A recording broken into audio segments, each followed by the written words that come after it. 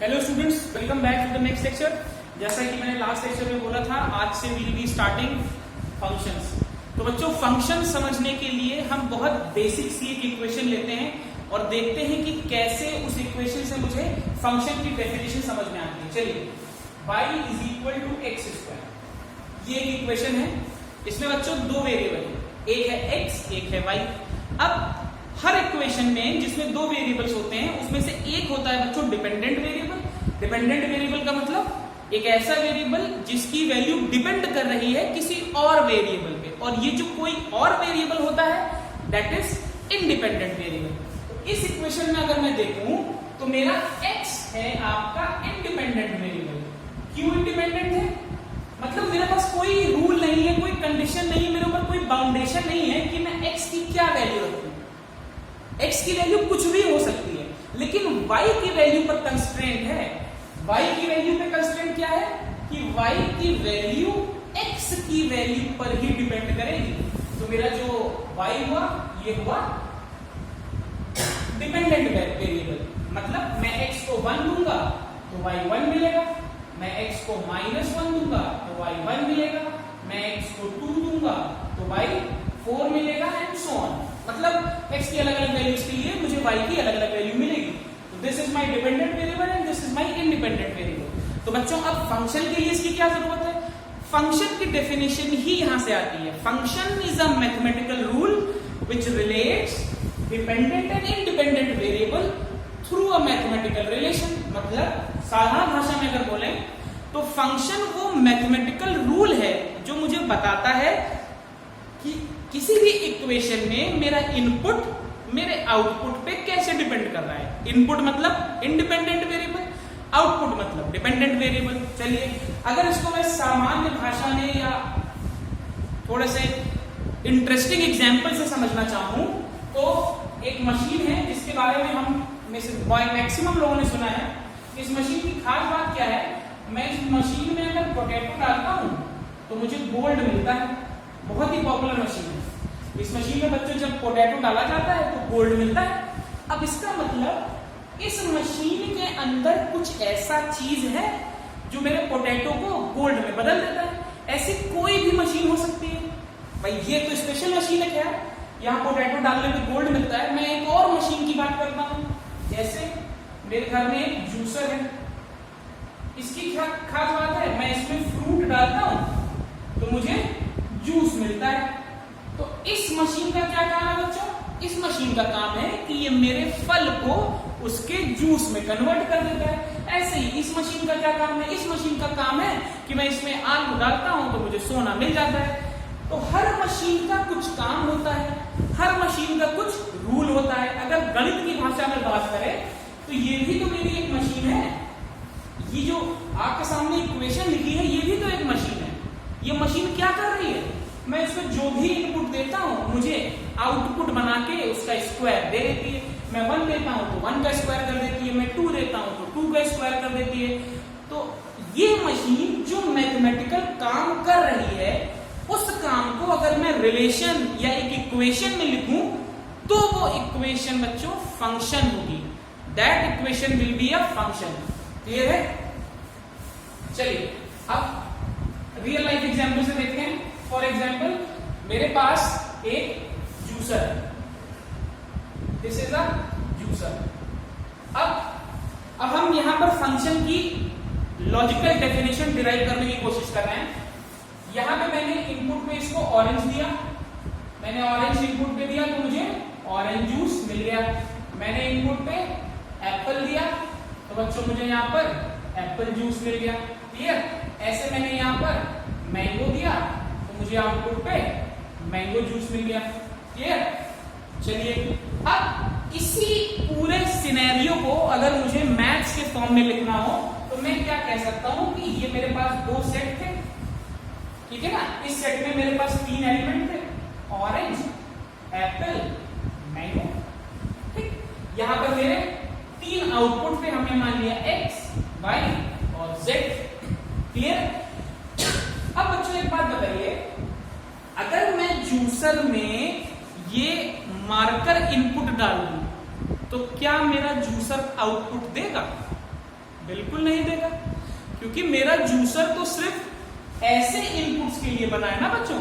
उसे मालूम है कि मुझे फ्रूट मिलना है तो मुझे जूस बना के देना है। अगर मैं उसमें मार्कर डाल दूं या अपनी शर्ट उतार के डाल दूं तो मेरा जूसर कोई आउटपुट नहीं देगा। जो आउटपुट होगा वो वैलिड आउटपुट नहीं होगा, वो वैलिड आउटपुट नहीं देगा। इसका मतलब क्या है, मेरे फंक्शन में जो इनपुट है वो यूनिक होने चाहिए।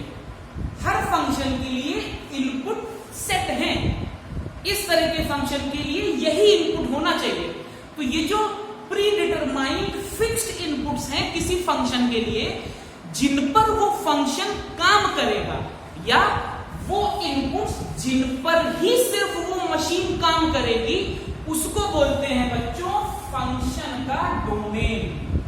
डोमेन में बहुत बच्चों को कंफ्यूजन रहता है कि सर मैथमेटिकल रूल नहीं समझ में आ रहा है। आपने एक इक्वेशन लिख दी, आपने डोमेन पूछा, कभी आप कुछ कर देते हैं डोमेन निकालने के लिए, कभी आप कुछ कर देते हैं। तो वो भी हम देखेंगे कि हम कभी कभी कुछ कुछ क्यों करते हैं। तो अभी के लिए आप इतना समझिए कि हर मशीन को हम हर इनपुट नहीं दे सकते।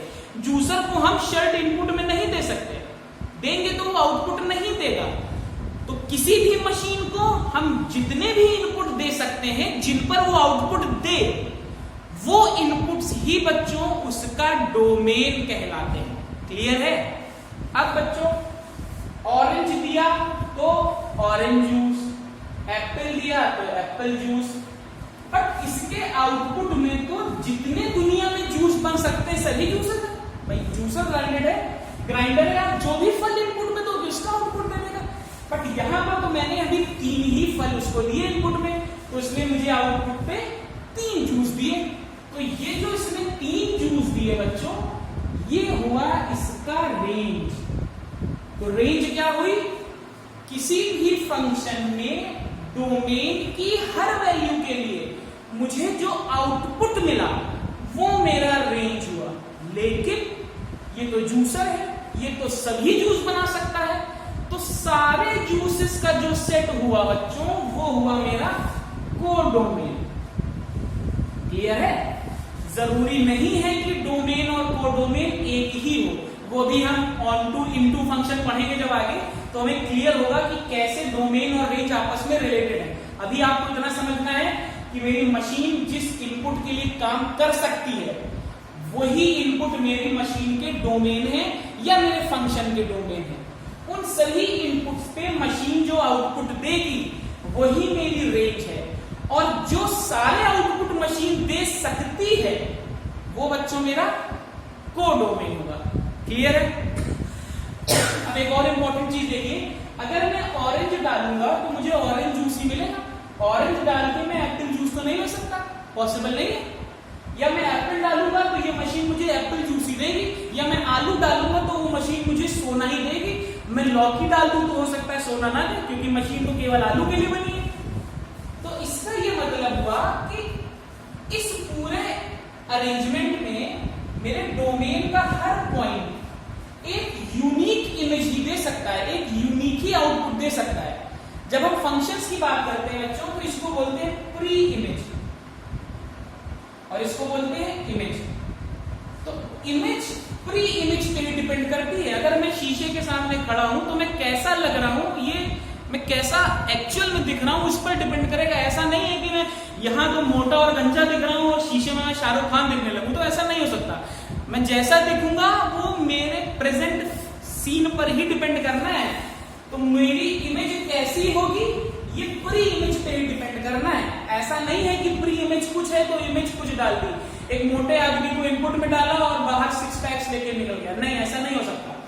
तो बच्चों प्री इमेज और इमेज फंक्शन के टर्म्स में इंपॉर्टेंट है, हमें समझने हैं। तो मेरा जो बेसिक सेट है डोमेन वाला वो प्री इमेज है, और बाद वाला सेट बच्चों जो को डोमेन वाला सेट है वो इमेज है। अब इमेज इज रेंज जो हमें आउटपुट में मिल रहा है। अब हम बात कर रहे थे कि हमने तो ऑरेंज डाला तो हमें ऑरेंज जूस मिलना चाहिए। ऐसा तो है नहीं कि हम ऑरेंज डालें और हमें ऑरेंज जूस भी मिल जाए, एप्पल जूस भी मिल जाए, ये तो पॉसिबल नहीं है। तो इससे एक इंपॉर्टेंट कंडीशन फंक्शन की कंक्लूड होती है बच्चों कि प्री इमेज का हर एलिमेंट इमेज में यूनिक होना चाहिए। ऐसा नहीं हो सकता कि मैं ऑरेंज भी डाल दूं और एप्पल भी डाल दूं और मुझे आउटपुट पे ऑरेंज जूस मिल जाए, नहीं। इसका क्या मतलब है कि मेरे डोमेन का हर एलिमेंट यूनिक होना चाहिए। मेरे डोमेन का हर एलिमेंट यूनिक होना चाहिए। यूनिक का मतलब बच्चों, अगर मैं इसको ऐसे समझूं एक्स वाई जेड, तो सबकी एक फिक्स्ड इमेज होनी चाहिए। सबकी एक और बना देता हूं अल्फा, सबकी एक फिक्स्ड इमेज होनी चाहिए। ऐसा ना हो कि एक से ज्यादा डोमेन के पॉइंट्स मुझे एक ही रेंज दे रहे हैं, ये नहीं हो सकता। ये फंक्शन की बेसिक डेफिनेशन को वॉयलेट कर रहा है। क्लियर है? ये पहली कंडीशन है बच्चों, चेक करने की कि कोई रिलेशन फंक्शन है या नहीं। क्या है कंडीशन? कि डोमेन के हर पॉइंट की यूनिक इमेज हो सकती है। अब यहां पर कंफ्यूजन नहीं होना चाहिए। कुछ बच्चे कह सकते हैं सब एक्स वाई जेड, ये तो बच्चों ये यूनिक इमेज है कि नहीं? भाई 1 की इमेज है x, 1 की इमेज है y, 1 की ही इमेज है z, ये पॉसिबल है? मतलब मैं 1 की इतनी सारी इमेज बना सकता हूं। यूनिक का मतलब क्या हुआ? यूनिक का मतलब हुआ 1 एक ही जगह मैप होके जाए। यहां पे भी देखिए, ये भी पॉसिबल नहीं है। 1 एक ही जगह मैप होके जाए, ये कंडीशन पॉसिबल नहीं है। अच्छा बच्चों, क्या ये कंडीशन पॉसिबल है? 1 2 3 4 5 6 दिस मतलब 1 की भी इमेज 5 है, 2 की भी इमेज 5 है और 3 की भी इमेज 5 है। हाँ जी, बिल्कुल पॉसिबल है। 1 की भी यूनिक इमेज है, 2 की भी यूनिक इमेज है, 3 की भी यूनिक इमेज है। वो अलग बात है कि तीनों की यूनिक इमेज एक ही है, बट है तो तीनों की अलग ही अलग ना बच्चों। 1 भी 5 को मैप कर रहा है, 2 भी 5 को मैप कर रहा है, 3 भी 5 को मैप कर रहा है, तो ये फंक्शन है। सेट थ्योरी से, मैपिंग डायग्राम से हम चेक कर सकते हैं कि फंक्शन है रिलेशन या नहीं। तीसरी इंपॉर्टेंट चीज बच्चों जो हमें बताएगी कि फंक्शन है या नहीं, वो ये है डोमेन का हर पॉइंट यूज होना चाहिए। अगर डोमेन में कोई एक भी अनयूज्ड पॉइंट दिख गया, मान लीजिए ये कंडीशन आ गई, तो बच्चों फिर ये फंक्शन नहीं होगा। तो फंक्शन के लिए ये बहुत इंपॉर्टेंट है कि हम डोमेन के हर पॉइंट को यूज करेंगे। क्लियर है? तो 3 कंडीशन हमने देखी। पहली, यूनिक इमेज होनी चाहिए। एक से ज्यादा की एक इमेज हो सकती है, बट एक की कई इमेजेस नहीं हो सकती। और तीसरा, डोमेन का कोई भी एलिमेंट खाली नहीं रह सकता। तो ये 3 पॉइंट्स हैं, ये 3 चेक पॉइंट्स हैं जो कंफर्म करते हैं कि गिवन रिलेशन फंक्शन है या नहीं। क्लियर है बच्चों? अब फंक्शन को चेक करने का एक और तरीका भी है जिसको हम बोलते हैं वर्टिकल लाइन टेस्ट। तो वर्टिकल लाइन टेस्ट कहता है बच्चों, मान लीजिए मेरे पास ये 2 कर्व है। वर्टिकल लाइन टेस्ट कहता है अगर मैं कर्व पर एक वर्टिकल लाइन खींचूं और वो मेरे कर्व को सिर्फ एक पॉइंट पे काटे, तो वो कर्व फंक्शन है। और अगर वो एक से ज्यादा पॉइंट पे काटे तो मेरा कर्व फंक्शन नहीं है। अब सिंपल है, मान लेते हैं ये पॉइंट 2 था, ये पॉइंट भी 2 था, तो यहाँ पे बच्चों क्या ऑर्डर पेयर बना? 2,2। चलिए मान लेते हैं ये पॉइंट 2 था, ये पॉइंट 2 था, ये पॉइंट 4 था। अगर मैं मैपिंग करूं तो क्या ऑर्डर पेयर बना? 2 ने 2 को मैप किया और 2 ने 4 को मैप किया। अब इसका अगर मैपिंग डायग्राम बनाओ बच्चों, तो 2 2 यूनिक मैपिंग है। इसका अगर मैं मैपिंग डायग्राम बनाऊं तो 2 2, 4, 2 ही 2 को भी मैप कर रहा है, 2 ही 4 को भी मैप कर रहा है। तो मेरी ये वाली कंडीशन आ गई, और ये कंडीशन कहती है कि ये रिलेशन, ये कर्व फंक्शन नहीं हो सकता। तो ये जो बुक्स में या आप कभी सुनते हैं वर्टिकल लाइन टेस्ट, तो बच्चों ये कोई बहुत बड़ी चीज नहीं है, आपके सेट थ्योरी का ही एक्सप्लेनेशन है, बट ग्राफ के थ्रू। क्लियर है?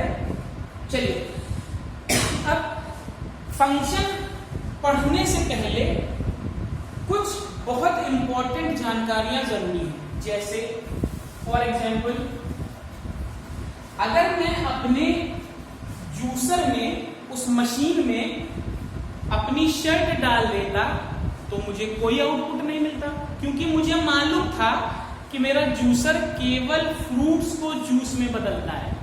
अगर मैं उस मशीन में लौकी डाल देता तो मुझे कोई आउटपुट ना मिलता, क्योंकि मुझे तो पता है कि ये मशीन सिर्फ आलू को सोना बनाती है। तो बच्चों, मशीन क्या कर सकती है ये जानना बहुत जरूरी है। अगर हमें ये पता ही नहीं कि इस मशीन में क्या क्या हो सकता है, या अगर मैथ्स की भाषा में बोले, हमें ये पता ही नहीं कि फंक्शन की डोमेन क्या है, फंक्शन कहां कहां एग्जिस्ट कर सकता है, तो बड़ा मुश्किल हो जाएगा मेरे लिए उसका एनालिसिस करना। तो बच्चों, फंक्शन के एनालिसिस से पहले जो सबसे इंपॉर्टेंट चीज हमारे लिए जरूरी है, दैट इज ग्राफ। ये चीज आपके सिलेबस में अलग से मेंशन नहीं है बच्चों, लेकिन इसके बिना आप फंक्शन समझ ही नहीं सकते। बहुत जरूरी है ये जानना कि मशीन क्या कर सकती है। ग्राफ ही वो टूल है जो मुझे बता सकता है कि ये फंक्शन कौन कौन सी वैल्यू ले सकता है, कैसा कैसा आउटपुट दे सकता है। अब बच्चों, ग्राफ तो बहुत बड़ा टॉपिक है, तो हम आने वाले कुछ लेक्चर्स में शॉर्ट में वो सभी फंक्शंस पढ़ेंगे, उन सभी फंक्शंस का ग्राफ पढ़ेंगे जो हमें यूज करने हैं। जैसे अगर आपसे ऐसा फंक्शन आपको दिख जाए y is equal to 2x plus 4, ये है बच्चों ग्रेटेस्ट इंटीजर फंक्शन। अब अगर आपको पता ही नहीं है कि ये मशीन कब कब चलेगी, आपको पता है जूसर में शर्ट डालें तो मशीन नहीं चलेगी, बट आपको ये नहीं पता ना कि इस मशीन में क्या डालें तो क्या आना है, तो आप कैसे बता पाओगे इसका डोमेन रेंज। इस तरह तो आप याद करने लगोगे कि भाई ऐसा आएगा तो ऐसा कर देंगे, ऐसा आएगा तो ऐसा कर देंगे, बट ऐसे तो सिस्टम नहीं चल सकता मैथ्स में। तो ये बहुत जरूरी है बच्चों कि हमें ग्राफ की जानकारी हो। तो types of function, inverse function, ये सब पढ़ने से पहले आने वाले कुछ लेक्चर्स में अब हम सिर्फ ग्राफ पढ़ेंगे। क्लियर है? आई होप आपको फंक्शन का बेसिक क्लियर हो गया है। Please go through the notes and study well, and most importantly stay safe, and don't forget to subscribe the channel for more such informative videos. Thank you.